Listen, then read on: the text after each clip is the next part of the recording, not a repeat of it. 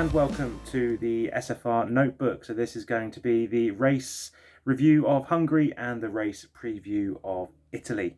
Once again, apologies for last week, didn't manage to get round to doing the race preview. My hot lap is somewhere with the commentary, which I'll try and release, flex a little bit, because it was quite a pretty good lap for myself anyway on time trial. So this is Hungary. We did round 7 of 12, so we're just over the halfway point, and with that, let's do a very quick championship standing update. We all know who's in P1, that's Nice. He is currently on 144 points. His closest challenger is Cornet with 104. He closed the gap. He closed that gap, which will be a huge confidence boost for Cornet, and might be making sure Fumph is looking over his shoulder a little bit towards the last 5 rounds of the season. Odocolo is the next further down. He's in P3 on 78. Constructors-wise, is a little bit closer between the top two. McLaren 144 and Alpha Tauri are on 134, so only 10 points separating there. Cornet and Will are going to have to work like stink to ensure that they can get the right points to overhaul McLaren at the end of the season. Red Bull a lot further back in P3, but they're the closest challengers to those two with 88 points. Now the wooden spoon, first time we've spoken about this season. I'm going to include 3 teams because it's a bit unfair to just have 2 teams in there. We know who the 2 teams are. It's Mercedes, it's Racing Point, but I'm also going to include Alfa Romeo in there. They're not too much further ahead. So Alfa Romeo have 19 points. Mercedes have 9 after Delta's amazing performance in Hungary, bringing us 6 points back to Brackley, to Mercedes, and Racing Point with 3. So all to play for with 5 rounds to go. Let's get into the race. So Hungary, round 7 of the season, we had a pole position from Henry Rogers. What a pole it was as well. 1 minute 13.190. He was 0.28 ahead of Nice in P2 and a further half a second clear of Cornet in P3. The race-wise, it was won on track by Fumph, but he had a 3-second time penalty. So Cornet, who led pretty much the whole race, he ended up inheriting back the win. So Cornet won that, started in P3, finished in P1. Fumph started P2, finished P2. And Oracle got the final podium position after the stewards decided that Rayner was at fault for a few incidents. So it's a shame for Rayner.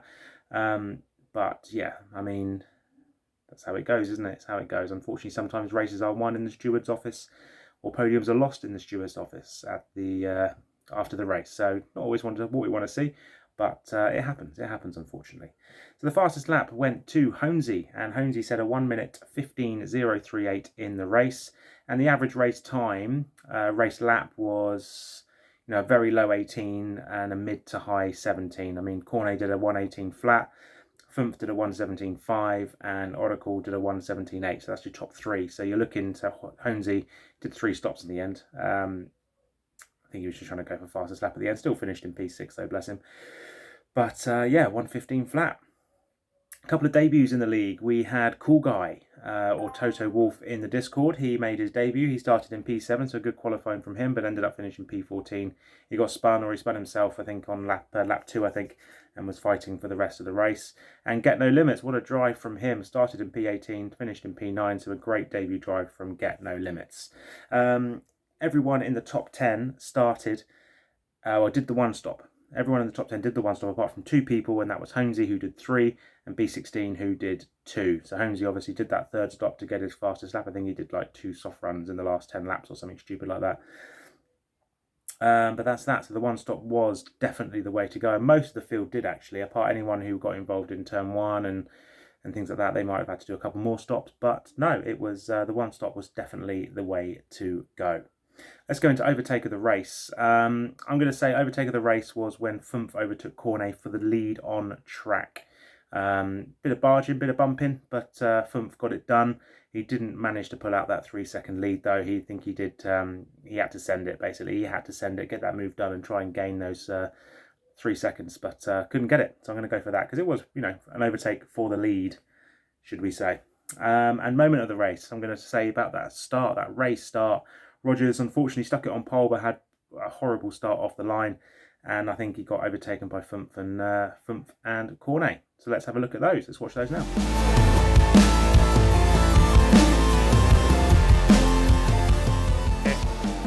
picked up the penalty through turn 4. So Cornet trying to break the toe again. He's still too far back, I reckon. Oh, he's going to try. Oh, they made contact in turn 1. Cornet's Funford's got to fight around the outside anyway. He does. This would be incredible if he can pass him. He does. Into turn 2. Can he pull a 3-second gap on the final lap to win it? That would be incredible. Let's go racing. Looks like Henry Rogers has got a good start. Oh, Cornet got an absolutely cracking start. Shot straight through into P1. Funford's going to challenge Henry Rogers into turn 1. Goes up the inside. They make a little bit of contact, but he moves up into P2. Stuart Little's up there in P4 in the Renault as well. Henry Rogers has dropped down into P4. He's going to try and take P3 back, going up the inside through turn 2. Okay, so that's that. I only had one prediction in last. It's one of the reasons I've stopped doing the race previews, because I'm only getting like one prediction a week, and it's to go through all that is just not right. But I will say what Fumf predicted last week. He was going to do a Vettel and win 9 races in a row. Obviously, he had 3 at the end of last season, and he's won 6 this season, 5 this season, 4. However it worked out, he was going for equaling Sebastian Vettel's record of race wins, and he didn't do it. So, unlucky, mate. Sorry about that. Right, let's go into the grade book. So, grade book A star to F, bottom to top, and I will talk you through very quickly about everyone's race. Very, very quickly, mind you, because there is 20 people to go through. So, exotic, started in P19, finished in P20, the first DNF of the race. I'm going to have to give you an F for that. I think you had a horrible start and a horrible race, and you decided just to leave, and that's fair enough. I did the same. Tossa started in P17, finished P19, DNF, D. Van Rocco, DNF, started P14, finished P18. Classic Rage Quit, D. Will Ans, DNF, started P16, finished in P17, D. Atamar, DNF, started P13, finished P16, D. Rogers, DNF, started P1, finished P15. E, just because of your qualifying was so good and your race was so bad. So yeah, I'll give you an E for that. Cool Guy, one of the debutants, started P7, finished P14, a lap down, a bit controversially, obviously. But you know, for your first race in SFR, it wasn't a bad showing. You had some pace, just unfortunately wasn't your day. C. Red Dog, again, another back row start, another drive through the grid from P20 to P13. A for that drive. George started P15, finished P12. Again, another solid drive in the league. You're getting so close to those points. I expect you to be in there very, very soon. B. Teduardo started P10, finished P11, dropped a position. C. B16, again, another solid drive. Started P12, finished P10. A. Can't give you anything less, you know. Getting racing point in those points. Getno started P18, finished P9. I've already said he's had an absolutely fantastic drive, especially to go and to jump all those positions, especially at a track like Hungary where there was a lot of chaos going on. So I'm going to give you the A star of the week. You are the star of the week. Well done. Great drive from you. Well done. Lassa started P5, dropped to P8. Took those medium tyres to literally the brink of their life. I think he said they were like 97%, I think, at the end of the race. So solid drive, but B. Dropped a few positions. Delta started P11, finished P7. He is carrying the weight of Mercedes on his back at the minute, and he is struggling, but he's still bringing in the points to Mercedes. He gets an A from me. Well done. Solid drive. Great drive. Holmesy started P8, finished P6, jumped a few positions, got the fastest lap, but I do expect you to be a little bit higher up. I know you got involved in lap 1, but B. Rayner started P4, officially finished P3, but dropped down to P5 with penalties. So you lost 2. I'm going to give you a C. Bit scrappy, solid drive though. If you had have got into the podium, then it would have been star of the week, but unfortunately not. So bit of a shame for you. Do apologise. Stuart started P6, finished P4. A. Oracolo started P9, finished P3. A great drive from you again. Into the podium positions. A. Fumf Kulganai started P2, finished P2. A. Can't give you anything more, can't give you anything less. Sorted. And Cornet started P3, finished P1. A. Sorted. Done. That's the grade book done and dusted. Hope you all agree with me. If you don't, then I don't really care, because I just blag them off. If I sat and watched all of your streams, and I'd be a bit more, might be a bit kinder, a bit harsher, but I don't. So I haven't got time for that.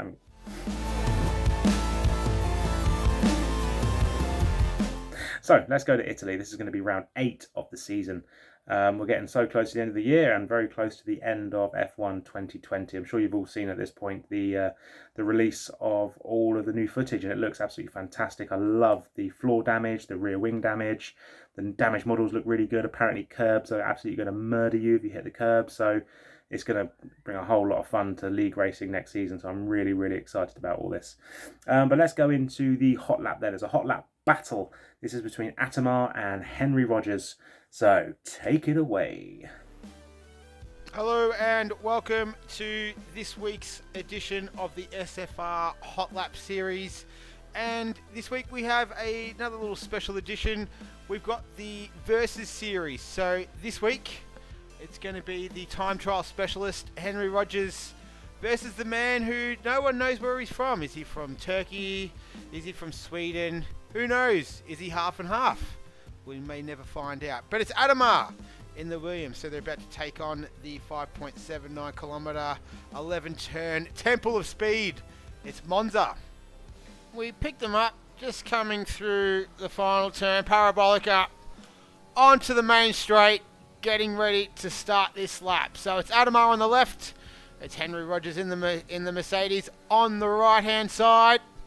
And we've got the lap underway. We've even got some funky music in the background. So going into turn 1, Henry Rogers, good lines through there. He is using the racing line. So it's going to be a bit of a battle of racing line versus no racing line. At the moment, he seems to have a bit of a lead on Atamar in that Williams as they come through the Curva Grande up to the first chicane here.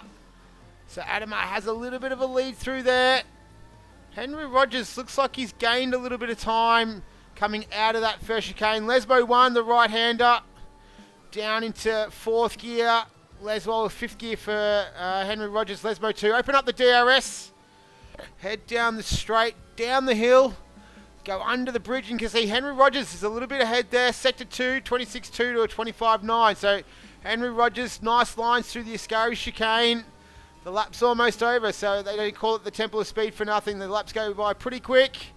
So Henry Rogers has a pretty sizable lead now. You saw him go under that bridge. They gave you an indicator, the blue sign on the right as they go through Parabolica turn or Parabolica curve, whatever you want to call it. Nice tight line, both of them. And Henry Rogers kind of did that pretty easy. He smashed him in the last sector there. And he wins this week's SFR Hot Lap Versus Series. Nice battle between the two. So thanks to Henry Rogers, thanks to Atamar for volunteering to do that for us this week. Good luck to everyone on the weekend. That's back to my main man, Van Rocco.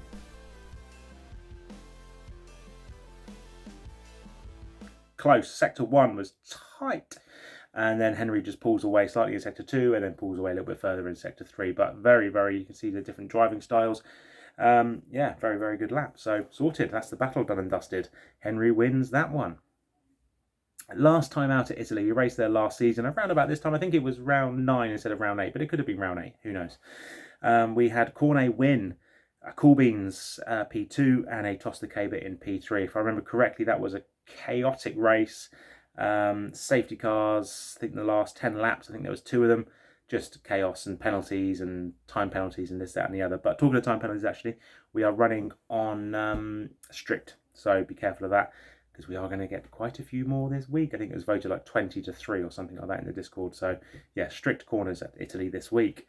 It is the fastest average speed lap on the whole calendar. It's crazy how fast this track is. There's 3 chicanes and that's the only braking spots really on the whole track. Then you've got a couple of fast corners, lots of fast corners, but you don't really dab the brakes, downshift a couple. But yeah, there's only 3 heavy braking zones. The rest of it is all just send it, throw it in and send it. Turn 1 is obviously going to be chaos. Always is in Italy. You know, you're going from the start, 20 cars all piling into turn 1 is going to be fun. Going to be fun. So yeah, just watch out for that. Make sure you're recording your races because I'm sure there's going to be a few using the runoff, a few collisions, a few spins, a few this, that and the other. So yeah, look out for that. I am as well. Obviously, the pit entry, we've got pit assist off this season compared to last year where we had it on. So I'm expecting quite a few penalties because I did some practice the other night and I could not get my speed down enough. So I'm going to have to really nail that. So watch out for the pit entry. It is going to be a one-stop strategy, easy one-stop in Italy. Soft to medium, I think, as well, or medium to soft. There's not really much difference between them either. So yeah, watch out for that. That is the notebook done and dusted. I'm done. Thank you for all your attendance as well. I know I say it every week, but we're still getting 20 grids, 20 driver grids every week, which is absolutely fantastic. Keep it up. Keep it up. I look forward to seeing you all on Sunday. Stay safe for the rest of the week. And actually, I've released a timetable, so we're going to really try and follow this timetable, especially with stewards' decisions and reserving and race attendance. So if you haven't replied by 12 midday UK time on Sunday and we have reserves available, then unfortunately your seat will go to them, because I want to give them as much time as possible, at least get a few hours in to know their driving and get to know the track a little bit, find a setup. So 12 midday UK time is the cutoff for full-time drivers. If there are not enough reserves, then your seat will be held. But if there are reserves, then yeah, your seat's gone. Unfortunately, do make sure you are clicking that race attendance button. That's it. I will see you on Sunday. Cannot wait. Enjoy the rest of your week. Bye-bye. Over and out.